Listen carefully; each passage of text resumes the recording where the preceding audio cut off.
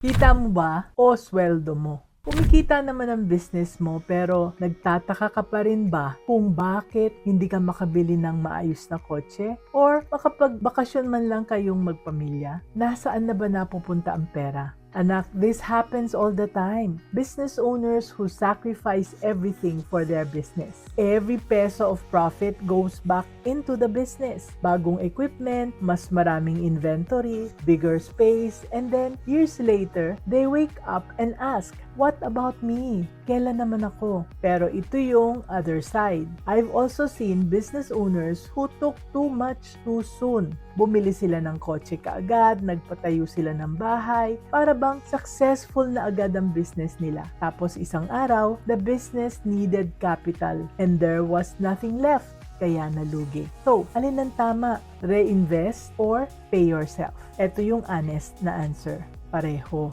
But the timing matters. The amount also matters. And most business owners get it wrong because nobody taught them how to decide. Alam mo anak, you did not build a business to stay broke forever, di ba? But you also cannot keep draining it before it is ready. So pag-usapan natin kung papaano at kung kailan tayo dapat mag-invest at kung kailan naman dapat tayong mag-finally paying ourselves. Number 1, kulang ka na ba ng capacity? Are you losing money because you cannot handle more orders? Let me share about a business owner. Tawagan natin siyang Victor. Victor runs a logistics company. 3 truck, steady clients, tapos decent ang profit niya every month. Pero na-notice ni Victor na every week, he was turning down orders, requests. Yung mga regular clients niya na nangangailangan ng more deliveries, bagong clients na tumatawag sa kanya, he kept just saying, sorry, fully booked na po kami. So, his wife wanted him to finally increase his salary. Sabi niya, 6 years na tayo, we deserve a better life. And she was not wrong.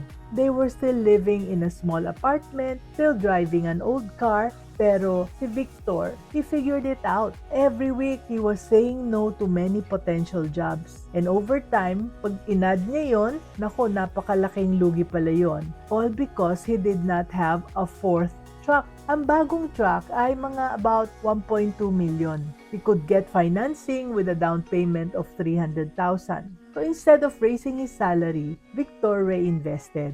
He bought yung pang-4 na truck. And within 8 months, that truck was paying for itself. And nag-generate siya ng extra profit para sa negosyo niya. And the next year, he finally raised his salary. And he bought yung better car na gusto niya. Kaya anak, here's a question you can ask yourself. Am I losing money because I don't have enough capacity? If you are turning away customers dahil hindi mo na sila kayang iserve, then the business is screaming for the investment. Kaya pay yourself later. Grow your capacity first. Ito yung lesson. Kapag ang demand ay mas mataas kaysa sa capacity mo, reinvest first. Yung payoff, that will come after.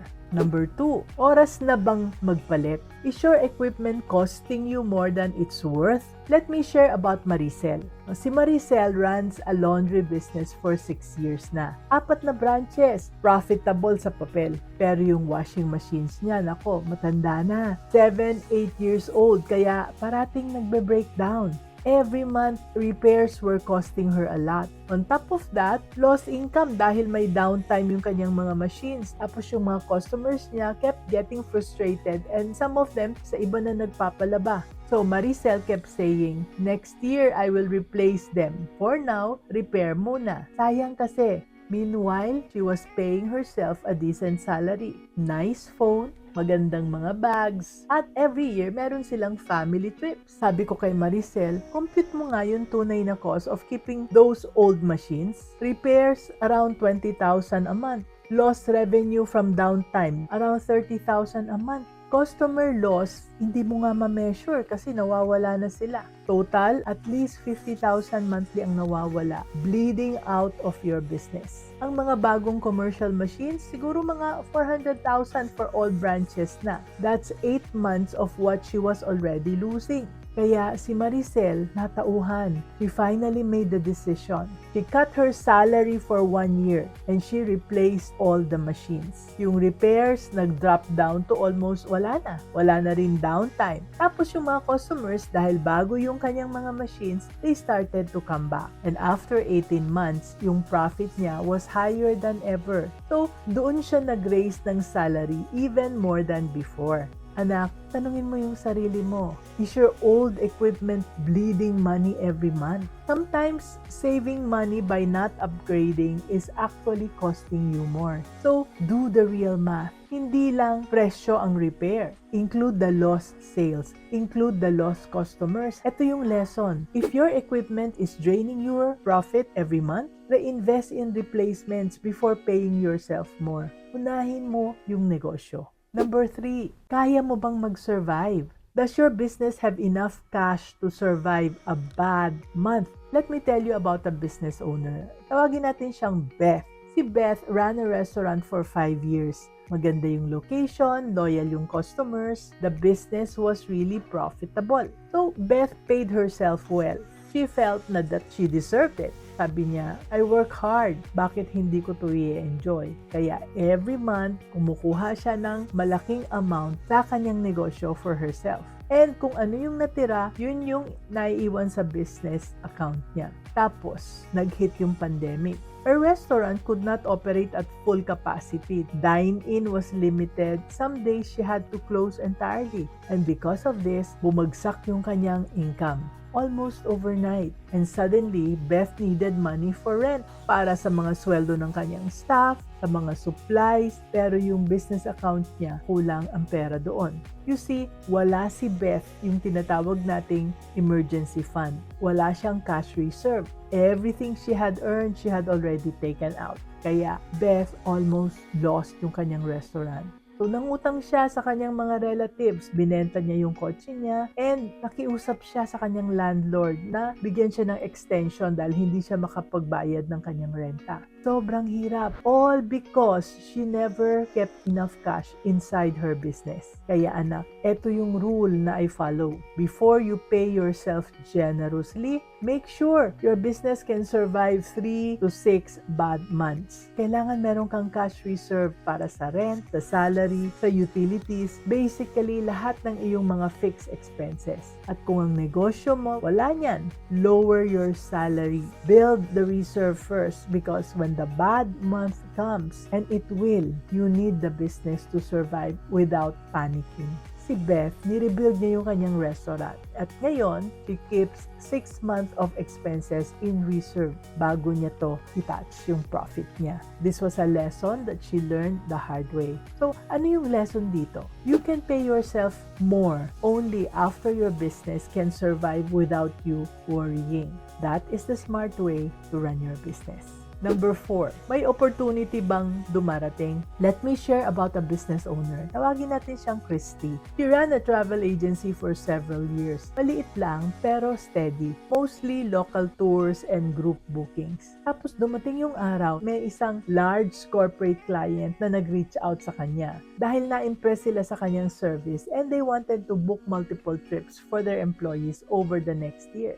Big volume, consistent bookings. Pero, handling it properly would mean upgrading her booking system, hiring an assistant, and putting in more time and energy. Oo nga, yung investment was not really huge, pero it required careful planning. You see, Christy was finally paying herself a comfortable salary at meron siyang mga plano for a family vacation which was already long overdue at tapos gusto pa niyang bumili ng isang maliit na kondo. So, nag-hesitate siya nung dumating itong client na to. Sabi niya, okay na ako sa kinikita ng negosyo ko, pero paano kung ma-overextend ako at mawala yung meron na ako? So, she spent a few days analyzing her numbers. Tapos, pumunta siya dito sa akin at nagkonsulta siya. And we weighed the risks together. Na-realize niya na kung hindi niya i-take advantage itong opportunity na to, etong client na to would likely go to another agency and this opportunity could be gone forever.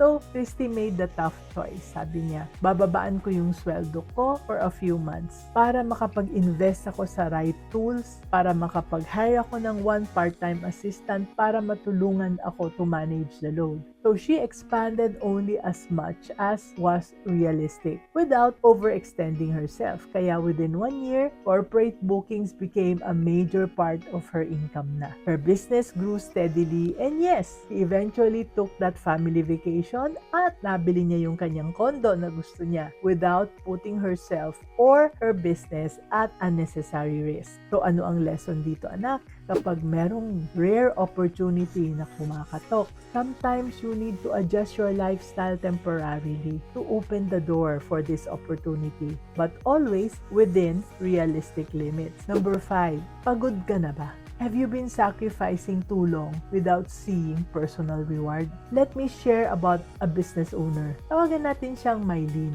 She has an optical shop with 3 branches. Pero si Mylene, she has never raised her salary significantly. 5 taon na and she kept telling herself, next year na lang. After this expansion, after this renovation, after this new branch, she was tired. Her husband was tired. Their kids barely saw them and she started asking herself, ano ba ang point ng lahat na ito? Anak, eto yung other side of the coin. Yes, reinvesting is important. But if you sacrifice forever, you burn out. You lose motivation. You might end up resenting the business that you have built. And a resentful owner makes bad decisions. So sabi ko kay Mylene, alam mo, yung business mo stable na eh. Yung branches mo naman profitable. You have cash reserves and you have a good team. Time na. So finally, Mylene doubled her salary. She took her family on a real vacation. First time in 4 years. And you know what happened? She came back energized. Nagkaroon siya ng maraming bagong ideas. She even opened a 4th branch the following year.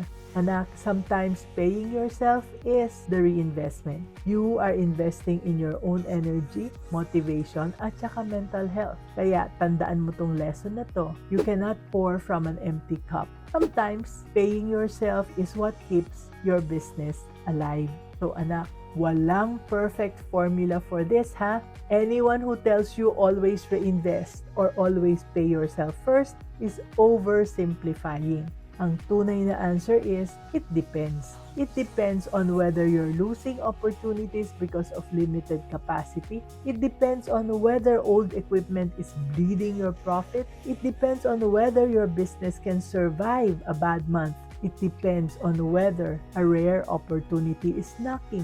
And it depends on whether you are burning out from years of sacrifice. The skill is not choosing one or the other. The skill is knowing when to do which. So, eto yung challenge ko sa iyo, anak. Look at your business this week. Tingnan mo, which of these 5 questions applies to you right now? If you're turning away customers, reinvest in capacity. If your equipment is draining your money, reinvest in upgrades. If you have no cash reserve, build it before raising your salary. If a big opportunity is waiting, sacrifice muna, win later. But if you've been sacrificing for years and you're running on empty, anak, pay yourself. You deserve it. Your business needs you healthy, motivated, and present. That's worth investing in as well. So tell me in the comments, which question hit you the hardest? What are you struggling with right now? And don't forget, be business-minded, Pinoy.